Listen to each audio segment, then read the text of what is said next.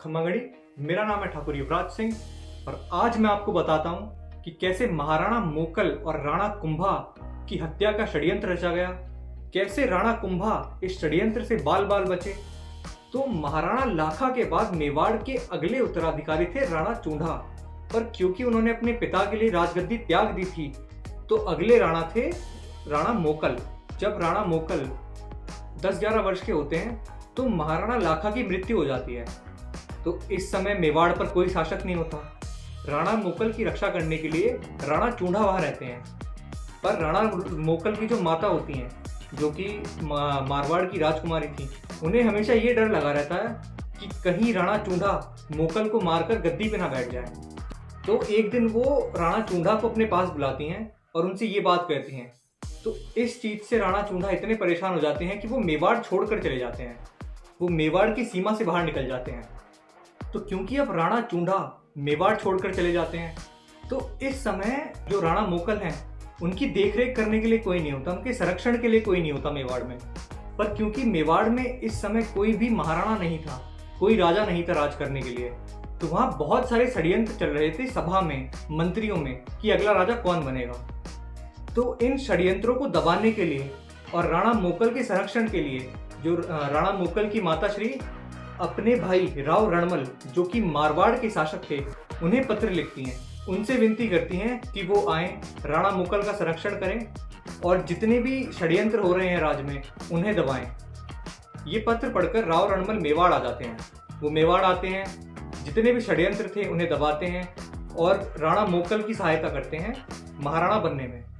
तो जब राव रणमल मेवाड़ आते हैं तो उनके साथ उनके बहुत से सभासद और मंत्री भी मेवाड़ आते हैं, जिसके बाद मेवाड़ में दो गुट बन जाते हैं, एक मेवाड़ियों का, एक मारवाड़ियों का।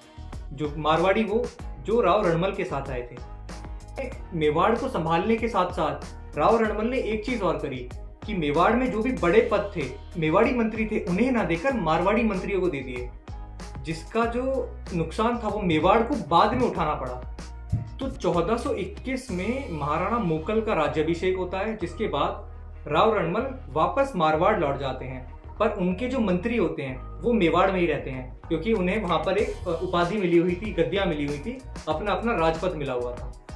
तो जब 1421 में महाराणा मोकल का राज्याभिषेक होता है तो उस समय पर दिल्ली का सुल्तान होता है गयासुद्दीन तुगलक। अब गयासुद्दीन तुगलक मेवाड़ पर आक्रमण करता है। तुगलक अपने साथ एक बहुत विशाल सेना लेके आता है, जिसे महाराणा तुगलक बहुत बुरी तरीके से मारते हैं और हरा देते हैं। इसके बाद गयासुद्दीन तुगलक को कैद कर लेते हैं।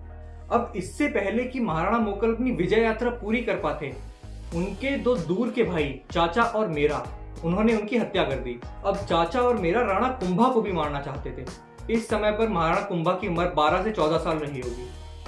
तो जब महाराणा मोकल की हत्या की खबर उनके सभासद, उनके मंत्रियों को मिलती है, तो महाराणा मोकल के मंत्री, उनके सभासद राणा कुंभा को वहां से बचाकर मेवाड़ की तरफ भेज देते हैं, ताकि उनकी जान को कोई खतरा ना रहे और वो सुरक्षित रहें। अब इस हत्याकांड के बाद मेवाड़ एक बार फिर से महाराणा विहीन हो जाता है, मेवाड़ में फिर से कोई शासक नहीं रहता।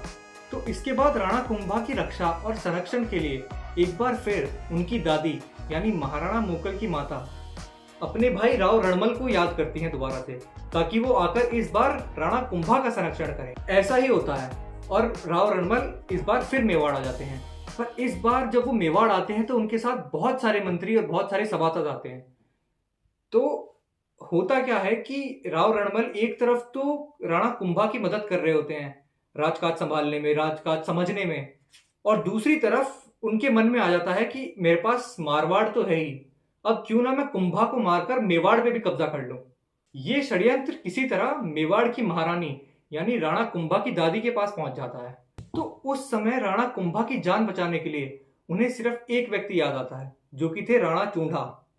अब मेवाड़ में इस समय मारवाड़ियों की जो संख्या थी वो बहुत बढ़ चुकी थी। तो अगर ऐसे में सीधा विरोध किया जाता तो वो मेवाड़ के लिए हानिकारक होता और शायद राणा कुंभा नहीं बच पाता। तो एक रात इसी षड्यंत्र के तहत राव रणमल को मदिरा में, शराब में मिलाकर नशीली दवा दी जाती है ताकि वो बेहोश हो जाएं। तो इसके बाद जब राव चूंडा वापस आते हैं तो सारी परिस्थितियों को समझते हैं और उसके बाद इस नतीजे पर आते हैं कि जो राव रणमल हैं, जो कि मारवाड़ के राजा हैं, उन्हें चुपचाप मारना पड़ेगा। ऐसा ही होता है। तो जब राव चूंडा ने राव रणमल की हत्या कर दी, राव रणमल को मार दिया, तो उसके बाद उनके दिमाग में आया कि क्यों ना मेवाड़ के बाकी जो सैनिक, जो भी मंत्री, जो भी सभासद और जो भी उनके परिवार के लोग हैं, उन्हें भी खत्म कर दिया जाए। ये खबर धीरे धीरे चुपचाप फैलते हुए बाकी लोगों तक भी पहुंच गई।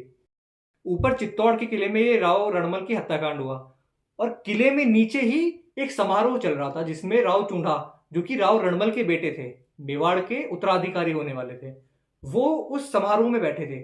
तो तब एक संगीतकार उन्हें बातों बातों में ये संदेश देता है कि तुम्हारे पिता की मृत्यु हो चुकी है, अगर भाग सको तो भाग लो।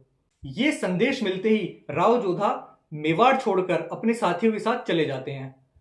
पर इस पर महाराणा कुंभा शांत नहीं बैठते और अपनी पूरी सेना के साथ मारवाड़ पर आक्रमण करते हैं और मारवाड़ पर कब्जा कर लेते हैं, जिसके बाद राव जोधा के हाथ से मारवाड़ निकल जाता है और उन्हें मारवाड़ छोड़ना पड़ता है, उन्हें जंगलों की तरफ जाना पड़ता है।